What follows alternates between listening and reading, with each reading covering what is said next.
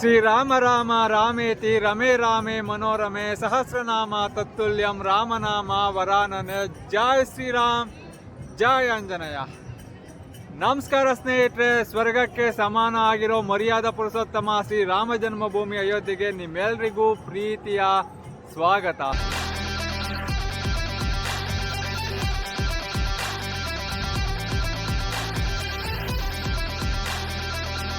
ನಾನೀಗ ಅಯೋಧ್ಯೆಯಿಂದ 2 ಕಿಲೋಮೀಟರ್ ದೂರದಲ್ಲಿರೋ ಸರಾಯು ಘಾಟ್ನಲ್ಲಿದ್ದೀನಿ.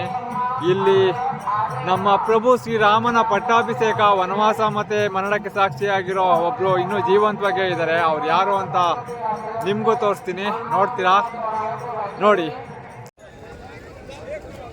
ಇದೇ ನೋಡಿ ಸರಾಯು ನದಿ. ರಾಮನ ಜೀವನಕ್ಕೆ ಸಂಬಂಧಿಸಿದ ಪ್ರತಿಯೊಂದು ವಿಷಯನೂ ಗೊತ್ತಿರೋದು ಈ ತಾಯಿ ಸರಾಯು ನದಿಗೆ. ಈ ನದಿಯ ಬಗ್ಗೆ ತಿಳ್ಕೊಳ್ಳದೆ ಅಯೋಧ್ಯೆಯಲ್ಲಿನ ಸ್ಥಳಗಳ ಬಗ್ಗೆ ತಿಳ್ಕೊಂಡ್ರೆ ಅದು ನನ್ನ ಪ್ರಕಾರ ಪ್ರಯೋಜನ ಇಲ್ಲ ಅನಿಸುತ್ತೆ. ಶಿವನ ಶಾಪದಿಂದ ಈ ಸರಾಯು ನದಿಯನ್ನ ಶಾಪಗ್ರಸ್ತ ನದಿ ಅಂತ ಕರೀತಾರೆ. ಏನಕ್ಕೆ ಶಾಪಗ್ರಸ್ತ ನದಿ ಆಯಿತು ಅಂತ ತಿಳ್ಕೊಳ್ಳೋದಾದ್ರೆ, ಈ ನದಿನ ಶ್ರೀರಾಮಚಂದ್ರ ತಾನು ಜಲಸಮಾಧಿ ಆಗೋದಕ್ಕೆ ಆಯ್ಕೆ ಮಾಡಿಕೊಂಡು ಮರಣವಂತಾರೆ. ಇದರಿಂದ ಕೋಪಗೊಂಡ ಶಿವ ಈ ನದಿಗೆ ಶಾಪ ಕೊಟ್ಟರು ಅಂತ ಇಲ್ಲಿನ ಸ್ಥಳ ಪುರಾಣ ಹೇಳುತ್ತೆ. ಹಾಗಾಗಿ ಈ ನದಿ ನೀರನ್ನ ಯಾವುದೇ ಪೂಜಾ ಕಾರ್ಯಗಳಿಗೆ ಯೂಸ್ ಮಾಡಲ್ವಂತೆ. ಆದರೂ ಈ ನದಿ ಅಯೋಧ್ಯೆಯ ಮೂಲಕ ಹರಿದು ಹೋಗೋದ್ರಿಂದ ಇದನ್ನು ಅತ್ಯಂತ ಪವಿತ್ರ ನದಿ ಅಂತ ಹೇಳ್ತಾರೆ. ಈ ಸರಾಯು ನದಿಯನ್ನ ಅಯೋಧ್ಯೆಯ ತನಕ ಮಾತ್ರ ಸರಾಯು ನದಿ ಅಂತ ಹೇಳ್ತಾರೆ. ಅಯೋಧ್ಯೆಯ ನಂತರ ಇದನ್ನ ಗಾಗ್ರಾ ಅಂತ ಕರೀತಾರಂತೆ.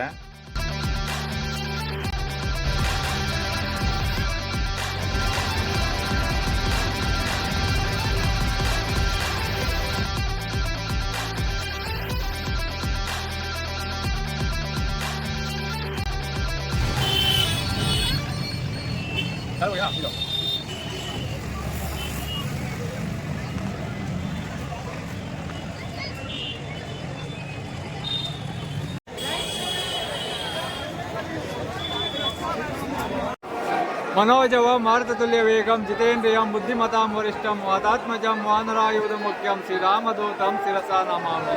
ಜೈ ಶ್ರೀರಾಮ್, ಜೈ ಆಂಜನೇಯ. ನಮಸ್ಕಾರ ಸ್ನೇಹಿತರೆ, ಈಗ ನೀವು ನೋಡ್ತಿರ್ಬೋದು ನಾನು ಅಯೋಧ್ಯೆಯ ಹನುಮಾನ್ಗಢ್ನಲ್ಲಿದ್ದೀನಿ. ಅಯೋಧ್ಯೆಯಲ್ಲಿರೋ ಧಾರ್ಮಿಕ ಕ್ಷೇತ್ರಗಳಲ್ಲಿ ಇದು ಕೂಡ ಒಂದಾಗಿದೆ. ಇಲ್ಲಿ ಆಂಜನೇಯ, ಬಾಲ ಆಂಜನೇಯನಾಗಿ ದರ್ಶನ ಕೊಡ್ತಾರೆ. ಈ ಬಾಲ ಆಂಜನೇಯನ ದರ್ಶನ ಮಾಡಿಕೊಂಡೆ ಬಾಲರಾಮನ ದರ್ಶನ ಮಾಡಬೇಕು ಎಂಬುದು ಇಲ್ಲಿನ ವಾಡಿಕೆ ಅಥವಾ ಶತಮಾನಗಳಿಂದ ನಡೆದು ಬಂದಿರೋ ಪದ್ಧತಿ ಅಂತಲೇ ಹೇಳ್ಬೋದು. ಈಗ ನಾನು ದರ್ಶನಕ್ಕೆ ಹೋಗ್ತಾ ಇದ್ದೀನಿ. ಇಲ್ಲಿ ರಾಮನ ಭಕ್ತ ಪ್ರೀತಿಯ ಬಂಟ ಆಂಜನೇಯನ ದೇವಸ್ಥಾನ ಇದೆ. ರಾಮ ರಾವಣನ ಸಂಹಾರ ಮಾಡಿ ಅಯೋಧ್ಯೆಗೆ ಬಂದಾಗ ತನ್ನ ಪ್ರೀತಿಯ ಭಕ್ತ ಹನುಮಂತನಿಗೆ ಇಲ್ಲೇ ಇರೋಕೆ ಜಾಗ ಕೊಟ್ಟರು ಅಂತ ಇಲ್ಲಿನ ಸ್ಥಳ ಪುರಾಣ ಹೇಳುತ್ತೆ. ನೋಡಿ, ಇವಾಗ ಒಂದು ವ್ಯೂ ತೋರಿಸ್ತೀನಿ ಹೇಗಿದೆ ಅಂತ. ಕ್ರೌಡು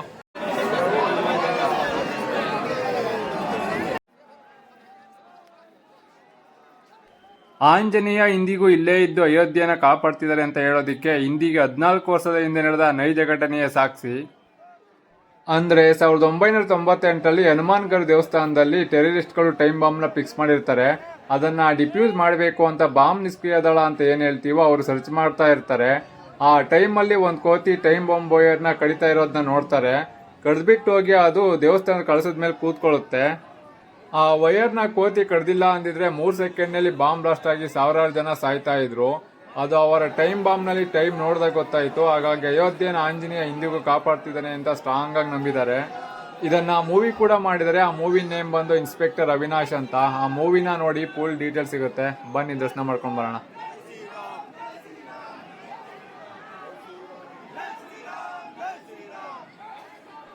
ಅಯೋಧ್ಯೆಯಲ್ಲಿ ಜನ ಸಾಗರ ನೋಡಿದ್ರು, ತುಂಬ್ಕೊಂಡ್ಬಿಟ್ರು. ಹಾಗೇನೆ ಈ ಥರ ಜನಗಳನ್ನ ನೋಡಿದ್ರೆ ನೆಕ್ಸ್ಟ್ ಲೆವೆಲ್ ಖುಷಿ ಆಗುತ್ತೆ ನಮಗೆಲ್ಲ.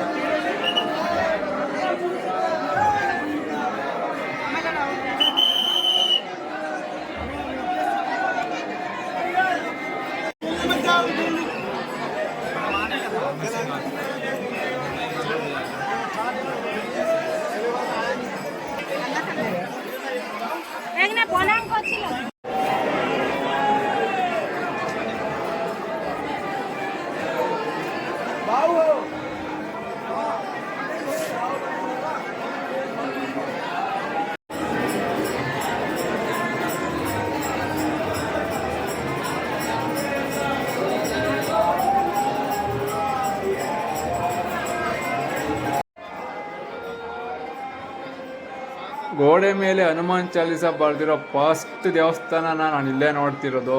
ನೆಕ್ಸ್ಟ್ ಲೆವೆಲ್ ಪಾಸಿಟಿವ್ ವೈಬ್ಸ್ ಇದೆ ಗುರು ಇಲ್ಲಂತೂ.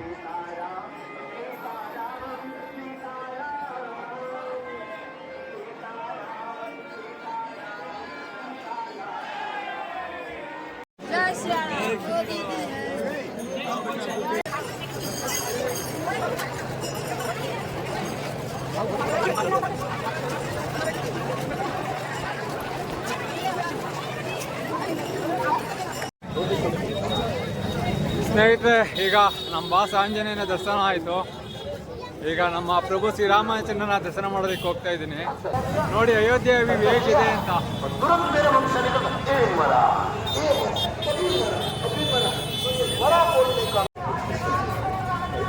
ಇದು ಎಕ್ಸಿಟ್ ಲೈನು, ದರ್ಶನ ಮಾಡ್ಕೊಂಡು ಬರ್ತಾ ಇರೋದು. ಇದು ಎಂಟ್ರಿ, ಈಗ ದರ್ಶನಕ್ಕೆ ಹೋಗ್ತಾ ಇರೋದು. ಇಲ್ಲಿ ರಾಮನ ಮಂದಿರ ಕಟ್ಟೋದು ಸುಲಭದ ಮಾತೇ ಆಗಿರಲಿಲ್ಲ. ತ್ಯಾಗ ಬಲಿದಾನ ಅಂತೂ ತುಂಬಾನೇ ಆಗಿದೆ ಇಲ್ಲಿ. ಇದರ ಇತಿಹಾಸ ತುಂಬಾನೇ ಇದೆ. ನಾನು ಶಾರ್ಟ್ ಆಗಿ ನನಗೆ ತಿಳಿದಿರುವಷ್ಟು ಹೇಳ್ತೀನಿ. 500 ವರ್ಷಗಳ ಹಿಂದೆ ಮೊದಲು ಇಲ್ಲಿ ಭವ್ಯವಾದ ರಾಮನ ಮಂದಿರ ಇರುತ್ತೆ. ಅದನ್ನ ಮೊಘಲ್ ದೊರೆ ಬಾಬರ್ನ ಸೇನಾನಿ ಮೀರ್ ಬಾಕಿ ಅನ್ನೋನು ಧ್ವಂಸ ಮಾಡಿ ಬಾಬರಿ ಮಸೀದಿನ ನಿರ್ಮಾಣ ಮಾಡ್ತಾನೆ. ಇದಾಗಿ 500 ವರ್ಷಗಳ ನಂತರ ಅಂದರೆ 1992ರಲ್ಲಿ ಶಿವಸೇನೆ ಮತ್ತು VHP ಸೇರಿ ಬಾಬರಿ ಮಸೀದಿನ ಒಡೆದಾಕ್ತಾರೆ. ಇದು ಕೋರ್ಟ್ ಕೇಸ್ ಆಗಿ 2019ರಲ್ಲಿ ಸುಪ್ರೀಂ ಕೋರ್ಟ್ ರಾಮ ಜನ್ಮಭೂಮಿಯಲ್ಲಿ ರಾಮ ಮಂದಿರ ನಿರ್ಮಾಣ ಮಾಡೋಕೆ ಆದೇಶ ಕೊಡುತ್ತೆ. ಇದು ನಮಗೆ ಸಿಕ್ಕ ಐತಿಹಾಸಿಕ ಗೆಲುವು ಅಂತಾನೆ ಹೇಳ್ಬೋದು. 500 ವರ್ಷಗಳಿಂದ ಆಗದೆ ಇದ್ದಿದ್ದು ನಮ್ಮ ಕಾಲದಲ್ಲಿ ಆಗ್ತಿದೆ ಅಂದರೆ ನಾವೆಷ್ಟು ಅದೃಷ್ಟವಂತರು ಅಲ್ವಾ. ಒಂದು ತಿಂಗಳ ಹಿಂದೆ ಅಷ್ಟೇ, ಅಂದರೆ ಜನವರಿ 22ಕ್ಕೆ ಶ್ರೀರಾಮಲಲ್ಲನ ಪ್ರಾಣ ಪ್ರತಿಷ್ಠಾಪನೆ ಆಯಿತು. ಆ ಟೈಮಲ್ಲೇ ನಾನು ಇಲ್ಲಿ ಬರಬೇಕು ಅಂತ ಟ್ರೈ ಮಾಡಿದ್ದೆ, ಕಾರಣಾಂತರಗಳಿಂದ ಬರೋದಕ್ಕಾಗಿಲ್ಲ. ಈಗ ದರ್ಶನ ಮಾಡೋದಕ್ಕೆ ಹೋಗ್ತಾ ಇದ್ದೀನಿ. ಫುಲ್ ಖುಷಿ ಆಗ್ತಿದೆ ಗುರು. ಎಷ್ಟೊತ್ತಿಗೆ ದರ್ಶನ ಮಾಡಬೇಕು ಅನಿಸ್ತಿದೆ. ನೋಡಿ, ಇಲ್ಲಿ ಅನೌನ್ಸ್ ಮಾಡ್ತಾನೆ ಇದ್ದಾರೆ. ಯಾರಾದ್ರೂ ತಪ್ಸ್ಕೊಂಡ್ಬಿಟ್ರೆ ನಾವು ಇಂಥ ಜಾಗದಲ್ಲಿ ಇದ್ದೀವಿ ಬನ್ನಿ ಅಂತ ಅನೌನ್ಸ್ ಮಾಡಿಸ್ತಾರಲ್ಲ, ಹಾಗೆ ಈ ಥರ ನಮ್ಮ MMLಸಲ್ಲೂ ಮಾಡ್ತಾರೆ.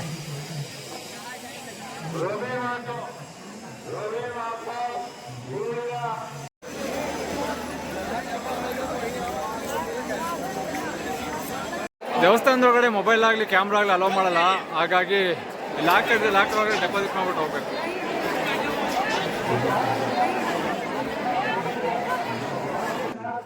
ನೋಡಿ, ದೇವಸ್ಥಾನಕ್ಕೆ ರಸ್ತೆ ಅಂತ ಹಾಕಿದ್ದಾರೆ. ನಮ್ಮ ಕನ್ನಡ ನೋಡಿ ಖುಷಿ ಆಯ್ತು ಗುರು. ನಾನು ಮೊಬೈಲ್ನ ಲಾಕರ್ ಒಳಗಡೆ ಇಟ್ಟಿಲ್ಲ. ಸಾಧ್ಯ ಆದಷ್ಟು ವಿಡಿಯೋ ಮಾಡಬೇಕು ಅಂತ ಮೊಬೈಲ್ನ ತಗೊಂಡು ಹೋಗ್ತಾ ಇದ್ದೀನಿ. ನೋಡೋಣ ಬನ್ನಿ ಏನಾಗುತ್ತೆ ಅಂತ.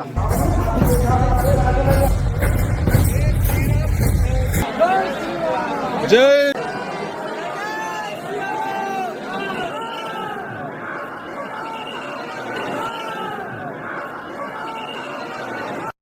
ಸ್ನೇಹಿತರೆ, ಈಗ ರಾಮರಸೋಯಿ ಅನ್ನೋ ಸ್ಥಳಕ್ಕೆ ಪ್ರಸಾದ ಕೊಡ್ತಾರೆ, ಅಲ್ಲಿಗೆ ಹೋಗ್ತಾ ಇದ್ದೀನಿ. ಸ್ನೇಹಿತರೆ ನೋಡಿ, ಇದೇ ನೋಡಿ ರಾಮರಸ. ಇವಾಗ ಕ್ಲೋಸ್ ಆಗಿದೆ. ಇಲ್ಲಿ ಟೋಕನ್ ಕೊಡ್ತಾರಂತ, ಈ ಟೋಕನ್ ತಗೊಂಡು ಅಲ್ಲಿ ಊಟ ಕೊಡೋದು, ಅಲ್ಲಿಗೆ ಹೋಗ್ಬೇಕು.